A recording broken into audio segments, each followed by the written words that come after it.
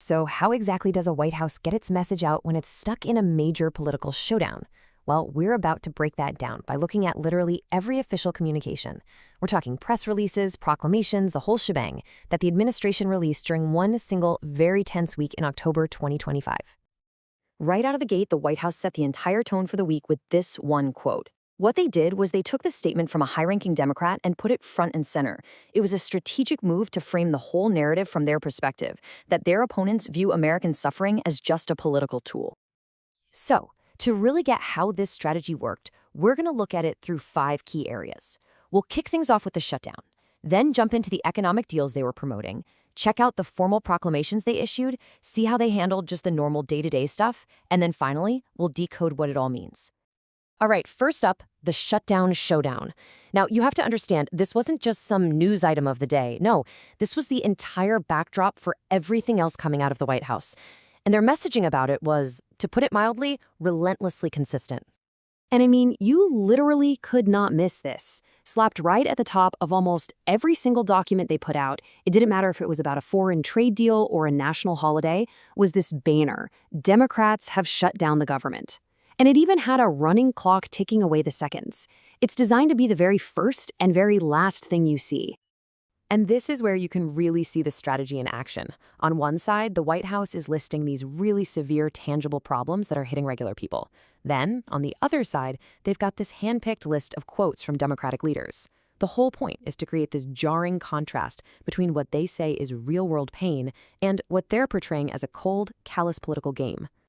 To make this feel really real, not just some abstract DC fight, they zeroed in on air traffic controllers. The Transportation Secretary's message was designed to be alarming, talking about the system going into a tailspin. The talking points were all built for maximum impact. Controllers are furious, people aren't getting paid, your holiday travel plans are in danger, and the very future of air travel is at risk.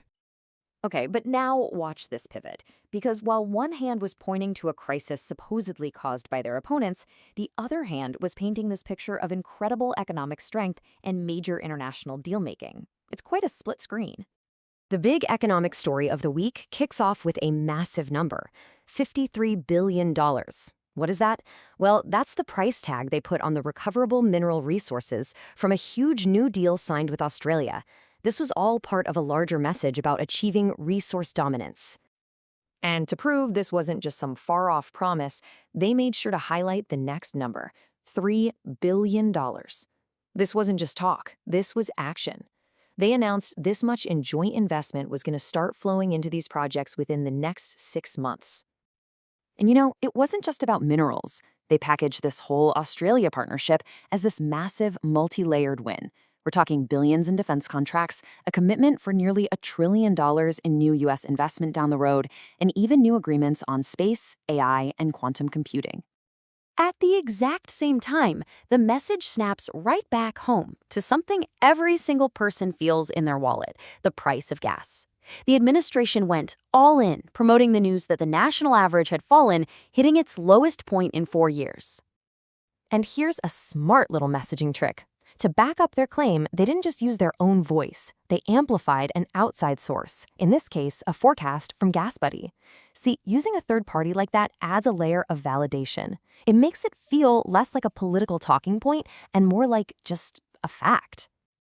So, beyond the daily political battles and the economic headlines, there's another layer of messaging going on: the formal presidential proclamations.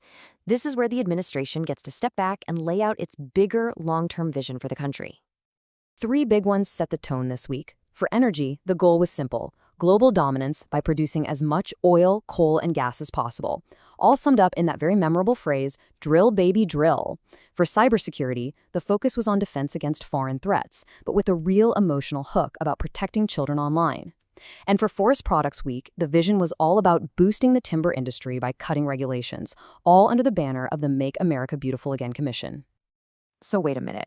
The government is supposedly shut down, but major international deals are being signed and these grand policy visions are being declared. It's a bit of a paradox, right? So what about just the normal day-to-day business of governing? How did the White House talk about that? The message they were sending was crystal clear: the work goes on. They made a point to publicize that they were still sending nominations for judges and ambassadors to the Senate. They were still doing the ceremonial duties, like sending out a message for Diwali and commemorating the Revolutionary War victory at Yorktown.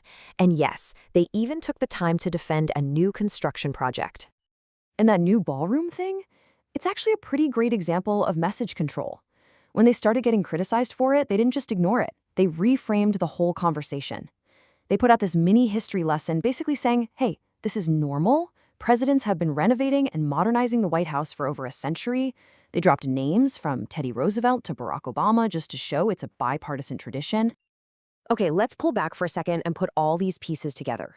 When you look at the entire week's output, a really deliberate communication strategy starts to take shape. And it's all built around this incredibly stark contrast in tone. It's like they were speaking in two completely different languages at the same time. When talking about political opponents, the language was just harsh and personal. Words like demented agenda and unhinged leftists. But then, when they talked about their own policies and accomplishments, the language was soaring and optimistic. Landmark framework, beacon of excellence. It's a total night and day difference. And these two tones were used to hammer home a few key themes over and over again. Number one, the shutdown is 100% the Democrats' fault. Number two, we're achieving great things in spite of the chaos they're causing. Number three, everything we're doing is fixing what the last administration broke. And finally, they wrap it all in American history and patriotism with this constant emphasis on dominance. Ultimately, what this week shows us is a fascinating case study in how a White House can operate on two tracks at once. One of intense, bare-knuckle political fighting, and another of projecting strength and forward momentum. And it leaves you with a pretty big question to think about. In an environment like this, when governing and messaging are so tightly woven together, which one actually ends up speaking louder?